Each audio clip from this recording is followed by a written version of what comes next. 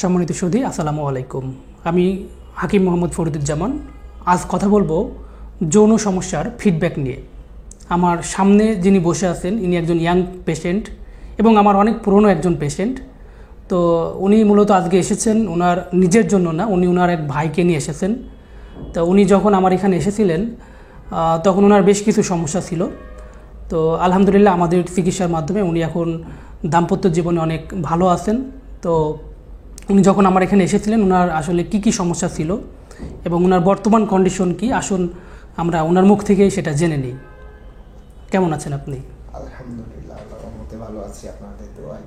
আচ্ছা, যখন আপনি আমার এখানে এসেছিলেন তখন আপনার কি ধরনের প্রবলেম ছিল এবং এখন বর্তমান কন্ডিশনে আপনি কেমন আছেন, সব কিছু মিলে যদি দর্শকদের উদ্দেশ্যে কিছু বলতেন। আমি যখন আপনার কাছে প্রথম আসছিলাম তো আমার কিছু সমস্যা নিয়ে আসছিলাম।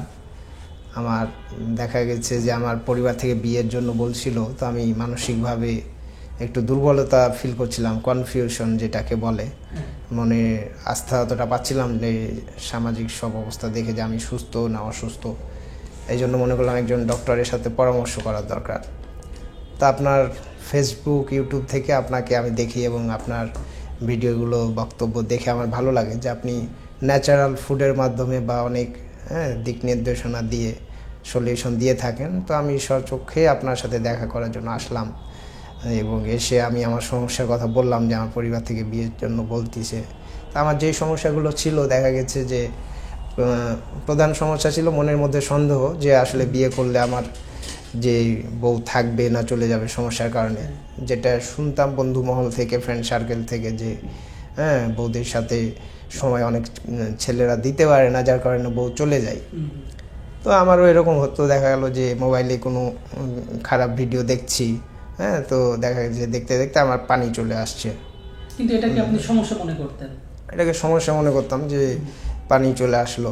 আর সমস্যা মনে করার একটা কারণ আছে যে যখন আমি একদম ইয়াং ছিলাম, তখন দেখা গেছে যে অনেক আজে বাজে ভিডিও দেখেও কোনো কিছু হয়নি।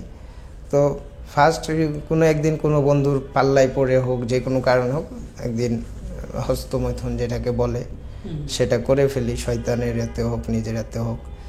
তো তখন দেখা গেছে প্রায় হস্তমৈথুন করার পরেই আসছে, আজে বাজে সিনেমা দেখে বা ভিডিও দেখে কোনো দিন আমার পানি বা তরল কিছু আসেনি। হস্তমৈথুন যখন আমি নিজে শয়তানি করি তখন হয়েছিল। এরপর বেশ কয়েকবারই এরকম শয়তানের পাল্লায় পড়ে, শয়তানের খপ্পরে পড়ে করেছি একাকী নির্জনে।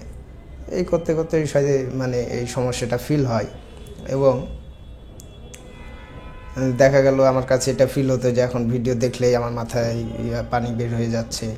আমি তো আগে সুস্থ ছিলাম, নিজের কাছে প্রশ্ন জাগে যে আমি তো আগে সুস্থ ছিলাম। প্রথম যখন হস্তমৈথুন করি দেখা গেছে যে 10 মিনিট ধরে হস্তমৈথুন করছি, বা তারপরে দেখা গেছে যে কিছু বের হয়েছে। আর এখন হাত দেওয়াই লাগে না, একটা ভিডিও দেখছি বা বন্ধুরা আজে বাজে গল্প করছে, খারাপ কোনো গল্প, সিনেমার গল্প করছে, তো এটা শুনেই দেখা যাচ্ছে যে পানি বেরিয়ে যাচ্ছে বা লিঙ্গ উত্থান যেটাকে বলে উত্তেজিত হয়ে যাচ্ছে। এগুলোকে আমি প্রবলেম মনে করতাম এবং মনে করে কনফিউশন ছিলাম যে এরকম দ্রুত বীর্যপাত হয়ে যাচ্ছে, পানি বেরিয়ে যাচ্ছে। তো বিয়ের পরে এই সমস্যা হলে তো আসলে সমস্যা।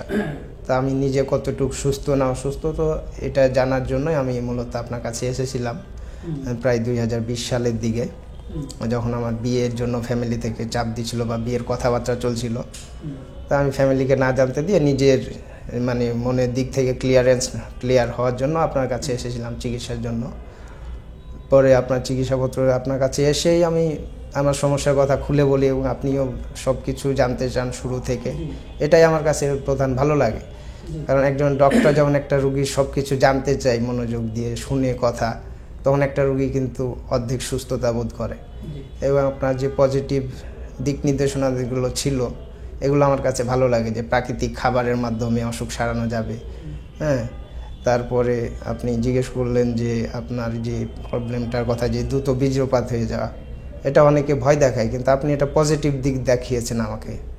এবং আপনার চিকিৎসা নিয়ে, আপনার দিক পরামর্শ নিয়ে আমি আল্লাহর রহমতে ভালো আছি। এবং 2021 সালে মেডিসিন দিয়েছিলেন, খাবার দিক নির্দেশনা দিয়েছিলেন, ন্যাচারাল ফুড দিয়েছিলেন, ইমিউনারি কিছু ওষুধ দিয়েছিলেন। তো সেগুলো আমি খেয়েছি, আপনার চিকিৎসা গ্রহণ করেছি এবং 2021 সালেই আমি বিয়ে করি। 2020 সালে ডাক্তার দেখে 2021 সালে বিয়ে করি। আল্লাহর রহমতে আমার দাম্পত্য জীবনে 3 বছর চলছে। আমার বড় ছেলের বয়স 2 বছর, 2 ছেলের বাবা আমি, আলহামদুলিল্লাহ আল্লাহর রহমতে এবং আপনার চেষ্টায়। এই ভালো লাগা থেকে আমি আমার গ্রামে শুনছি আর এক বড় ভাইয়ের গ্রামের তার বিয়ের জন্য চাপ দিচ্ছে ফ্যামিলি থেকে, কিন্তু সে বিয়ে করার সাহস পাচ্ছে না। তো ও একদিন আমার সাথে শেয়ার করে যে এরকম বিয়ের জন্য চাপ দিচ্ছে, কিন্তু আমি তো মানসিকভাবে নিজেকে মানে সুস্থ মনে করি না, বিভিন্ন রকম প্রবলেম মনে করি। এবং সে অনেক ডাক্তার দেখাইছে, কবিরাজ দেখাইছে, ওষুধ খাইছে। ইভেন আপনার এই যে বঙ্গবন্ধু শেখ মুজিব মেডিকেল কলেজ ঢাকাতে পিজি হসপিটাল, সেখানেও ডাক্তার দেখাইছে। যৌনরোগ বিশেষজ্ঞ ডাক্তার যেটা থাকে মেডিকেলে, তাদের ওষুধ খেয়েছে, সেটাতেও সে ফিডব্যাক, হয়তো সে ডোজ কমপ্লিট করেনি বা যে কোনো কারণে ফিডব্যাক পাইনি। তো আমি তখন বললাম যে আমি একজন ডক্টরকে দেখাইছি, ওনার কাছে আমি মানে গেছিলাম যখন আমি নিজের সমস্যার কারণে। তো ওনার সাথে পরামর্শ পরেই আমি অর্ধেক সুস্থতা ফিল করেছি, মানে ওনার ব্যবহার আচরণ এবং দিক নির্দেশনা সব মিলাই যখন আমি প্রথম আমার সমস্যার কথা বলছি, তখনই আমি অর্ধেক মানসিক সুস্থতা ফিল করেছি। তো তুমি চাইলে আমি ওনার সাথে সিরিয়াল দেখাই, তোমার সিরিয়াল করে দিয়ে দেখাই দিব। তাহলে তুমি অনেকটা মনের দিক দিয়ে সাহস পাবা। খাদ্যাভ্যাস চার্ট করে দিবে যে কোন টাইমে কোনটা খেতে হবে, এগুলোর মাধ্যমেও রোগ সারানো যায়। তো সব দিক দিয়ে আমি পজিটিভ দিকগুলো ওনার সামনে তুলে ধরেছিলাম এবং উনি আসতে আগ্রহী হয়েছে। তো ওই ভাইটার জন্য আপনার কাছে আসা। আচ্ছা ভাই, কিন্তু আমাকে মোটামুটি ওনার সাথে কথা বলেছি, আচ্ছা, আসলে ক্যামেরায় আসতে চাইলো না, এই জন্য জি উনি আসলে খুব লজ্জাবোধ করে, তো আপনার কাছে আসতে চাইনি। যেহেতু আমার ফ্রেন্ড সার্কেল মানুষ, আমি বুঝাই নিয়ে আসছি যে তোমার অনেক কথা বলা লাগবে না, আমি ওনাকে বলে দিব। আর বাকিটা যেখান থেকে কথা বলেন, কিন্তু অনেক কম কথা বলেন। জি ওনার সাথে কথা বলে উনি কিন্তু নিজেও এখন বিয়ে করতে ভয় পাচ্ছিল, এখন আলহামদুলিল্লাহ উনি কিন্তু দেখবেন যে এখন অনেকটা রাজি হয়ে গেছেন যে উনি হয়তো বিয়ে করবেন, এবং ওনার সেই কনফিডেন্সটা চলে এসেছে। আপনি তো শুনলেন ওনার কাছ থেকে। হ্যাঁ। তো যাক, হ্যাঁ, দর্শকদের উদ্দেশ্যে যদি কিছু বলতে চান। দর্শকদের উদ্দেশ্যে বলতে চাই, আপনাদের প্রত্যেকের, আমাদের সমবয়সী যারা আছি ইয়াং, দেখা যায় যে 15-16 বছর বয়স থেকে আমরা টুকটাক শয়তানের বিভিন্নভাবে সম্মুখীন হই। কিন্তু প্রাপ্ত বয়সে যখন আমরা বিয়ের জন্য ফ্যামিলি থেকে চাপ দেয় বা বিয়ে করব সিদ্ধান্ত নিই, তখন আমাদের একটা কনফিউজ কাজ করলে আমাদের এই রাস্তাঘাটের কবিরাজ বা মহল্লার কবিরাজের কাছে না যেয়ে ভালো একজন ডক্টরের কাছে যাওয়া, হোক সেটা ইউনানি চিকিৎসক, হোক সেটা হার্বাল চিকিৎসক, বা হোক সেটা কোনো মেডিকেলের চিকিৎসক। ডক্টর ফরিদুজ্জামান উনি আমার সামনে আছেন, উনি একজন ভালো ডক্টর, ভালো চিকিৎসা করে।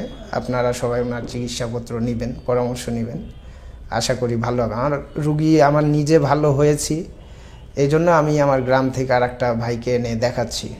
আমি আরও 2-1জনকে পরামর্শ দিয়েছি, কিন্তু তারা আসলে লজ্জায় আসেনি। তারা কি করছে যে দেখা গেছে আমার চিকিৎসাপত্রটাই ফলো করছে, দেখা গেছে আমি কি টেস্ট করাইছি সেই টেস্টটা তারা করছে, আমি কি খাইছি না খাইছি সেটা আমার কাছ থেকে জানছে, জেনে তারাও সেটা ফলো করে তারা সুস্থ হয়ে দুইজন এরকম সুস্থ হয়েছে। আমি 5 ওয়াক্ত নামাজ পড়ি, মিথ্যা কথা বলি না, যে কোনো কারণে মিথ্যা কথা বলি না, যে কেউ প্রবলিত হোক বা আগ্রহিত হোক। এই জন্য আমি যেটা হয় আমার লাইফে সবাইকে সেটা বলি, এবং সেটা বলার কারণে আমার পরিবার আমাকে বোকা বলে, যে সব জায়গায় সত্য কথা বলতে হয় না। তারপর আজকে বলে ফেললাম যে এটা যার স্বভাব বলে একটা কথা আছে, আমার জন্মগত স্বভাবটা এরকম সত্য বলার। তো তারা আল্লাহর রহমতে ভালো আছে, তারাও সংসার করছে। উনি বিভিন্ন প্রাকৃতিক ভেষজ বিভিন্ন ধরনের চিকিৎসা উনি জানে।